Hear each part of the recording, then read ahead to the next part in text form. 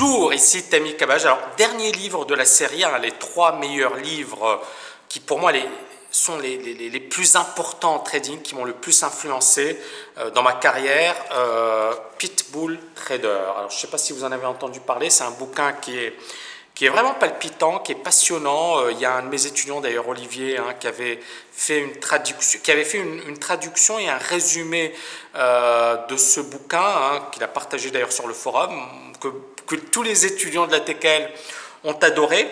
Et alors c'est un bouquin qui est vraiment passionnant. Pourquoi? Parce qu'effectivement, on revient sur le parcours d'un homme, d'accord, qui pendant 10 années a fait du surplace sur les marchés. Il gagnait, il perdait, il gagnait, il perdait, mais il n'a jamais réalisé effectivement de performance exceptionnelle.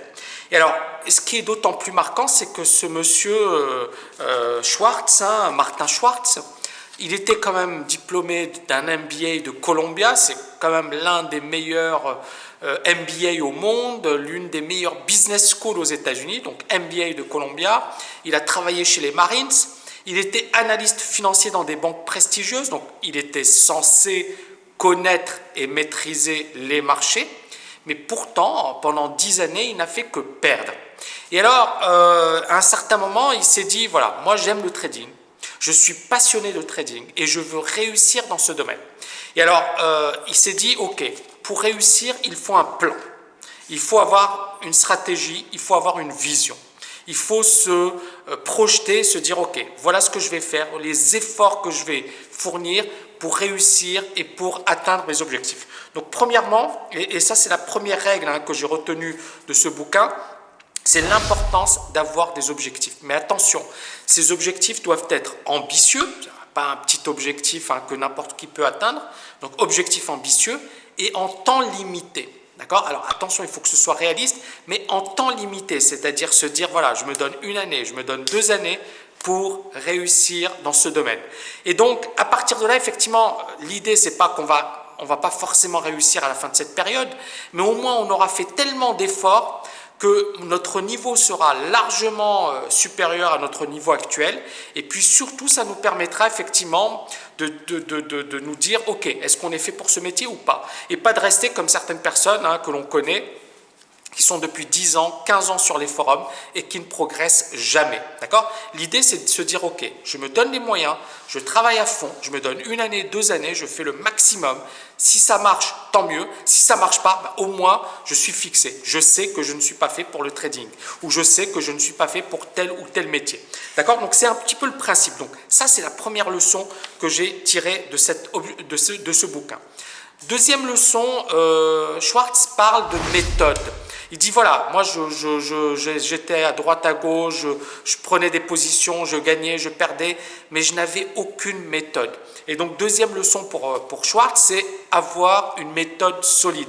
Et donc à partir de là, il y a des recherches, il y a un travail d'analyse, il y a un travail effectivement quotidien, revenir sur les marchés, etc. Donc Schwartz a fait appel effectivement à différents mentors qui l'ont aidé justement à développer une méthode solide. Troisièmement, on y arrive, l'importance d'avoir un mentor. Alors, est-ce que c'est une obligation, hein, d'avoir un mentor, d'avoir quelqu'un qui va vous guider, qui va vous aiguiller? Pas forcément, mais encore une fois, n'oubliez pas le parallèle entre trading et sport de haut niveau. Un joueur de tennis, s'il veut être au meilleur niveau, il doit avoir un coach. Un homme d'affaires, s'il veut atteindre le meilleur niveau, il est bon qu'il ait un mentor, quelqu'un qui va le former, qui va le conseiller et qui va lui donner justement quelques ficelles pour l'aider à atteindre ses objectifs beaucoup plus rapidement.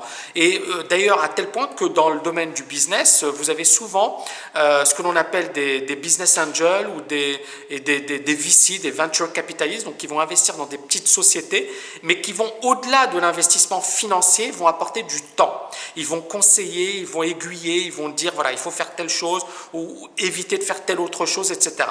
Donc, ils vont apporter du temps. Donc, pour effectivement Schwartz, l'importance d'avoir un mentor. Donc, à l'époque, effectivement, c'était Zollner, qui est un bon trader et qui, effectivement, lui donnait des conseils, etc. Quatrième leçon, l'importance de prendre des risques. Mais, et c'est là où on arrive à Martin Schwartz. C'est à un certain moment, bon, Schwartz était passionné de trading, il voulait réussir dans le domaine du trading, mais il avait peur, comme beaucoup de personnes, c'est-à-dire quelqu'un qui a une carrière, qui gagne de l'argent, qui a des traites. Tous les mois, il va payer effectivement des mensualités pour le loyer ou alors pour ses enfants.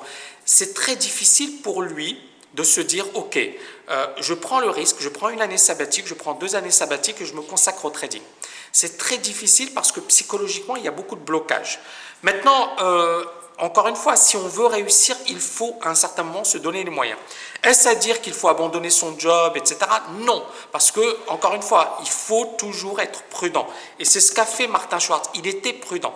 Mais c'est là où il avait peur, il avait la trouille. Il s'est dit, si j'arrête, si je quitte mon job d'analyste financier, qu'est-ce qui va se passer? Et donc, à partir de là, il s'est dit, ok, je vais m'organiser de manière à avoir un emploi du temps qui me permette justement de tester mes capacités en trading, de voir si je suis bon. Et au bout d'une année, si ça marche, si les choses se déroulent selon le plan fixé, je pourrais effectivement me mettre à mon compte et devenir trader à plein temps. Et donc, c'est ce qu'il fait. Et il en parle avec sa femme et sa femme lui dit, écoute, tu as un MBA de Columbia, tu es analyste financier, tu es très bon dans ce que tu fais. Au pire, qu'est-ce qui va t'arriver? Bon, si effectivement tu échoues en trading, eh bien tu pourras revenir et refaire du trading. Et c'est important encore une fois de se dire, qu'est-ce que j'ai à perdre? On n'a qu'une vie, le temps passe très très vite. Et c'est vrai que parfois, effectivement, c'est difficile effectivement de prendre des risques parce qu'on a des obligations familiales, parce qu'on a peur de se louper, parce que justement, on se dit, et qu'est-ce qui va m'arriver si je fais ou si je prends telle ou telle décision, qu'est-ce qui va m'arriver? Mais il faut toujours se dire, quelle est la pire des choses qui puissent m'arriver? Donc ça, c'est, voilà, au pire, qu'est-ce qui va m'arriver? Et puis, c'est quoi l'intérêt de prendre ce risque? Est-ce que ça vaut le coup? Encore une fois, la vie ne vaut pas la peine d'être vécue si on s'ennuie dans ce que l'on fait, si, entre guillemets, on ne vit pas ses passions et si on n'est pas au maximum. J'ai pris dans ma carrière des risques. Certains m'ont réussi, d'autres pas. Hein. J'ai eu également des échecs, j'ai eu des périodes difficiles. Mais je suis content parce qu'à chaque fois, je me suis battu et à chaque fois, j'avais des rêves et je me suis battu pour ces rêves. Et je pense que c'est hyper important et c'est pour moi la 4e leçon, l'importance de prendre des risques et l'importance de se mouiller, de se frotter finalement à cette situation où on n'est pas sûr de ce qui va se passer, on n'est pas sûr de l'aboutissement. Mais au moins, on prend le risque et on se dit, ok, au pire, qu'est-ce qui va m'arriver? D'accord? Ça, c'est très important. Et alors, encore une fois, ça, parce qu'il y a beaucoup de personnes qui m'écrivent, qui me disent, voilà, je vais démissionner ou je vais me consacrer totalement au trading.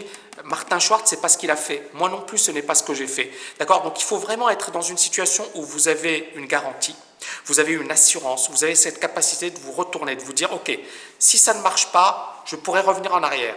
Mais en même temps, il faut y aller. Il faut y aller, il faut foncer, il faut faire des choses.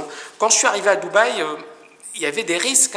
Il y a beaucoup de personnes qui m'ont dit, oui, est-ce que tu penses que c'est une bonne chose, etc.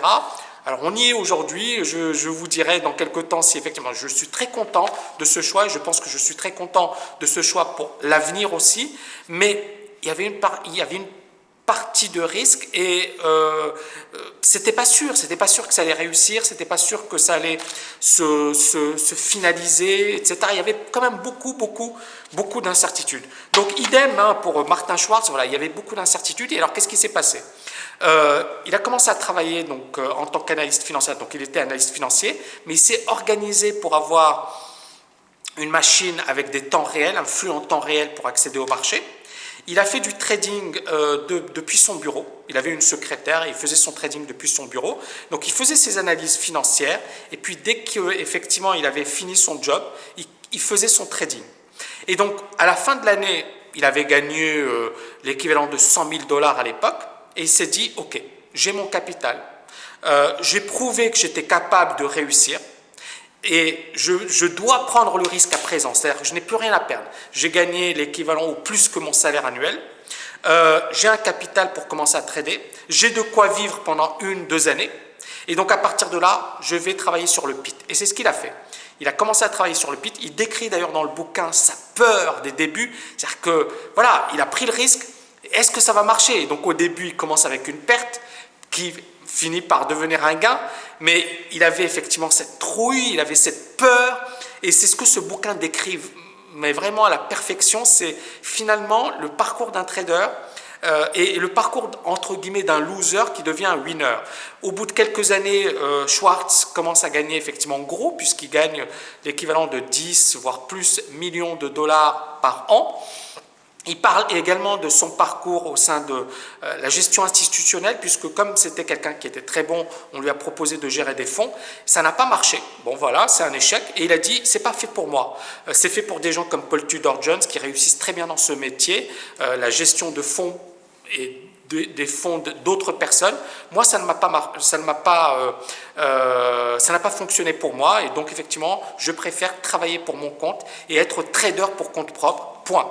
Et ça lui a très très bien réussi. Donc c'est un bouquin qui pour moi est vraiment hyper instructif pour toutes les personnes qui souhaitent effectivement se motiver et se dire je veux réussir et je veux réaliser mes objectifs. Et pour moi c'est une belle leçon de vie parce que c'est vraiment quelqu'un qui avait tout échoué et qui ensuite a tout réussi. Alors, il a eu également des échecs, mais il décrit super bien ses échecs, ses réussites et bien évidemment les étapes qui l'ont mené de l'échec entre guillemets vers la réussite.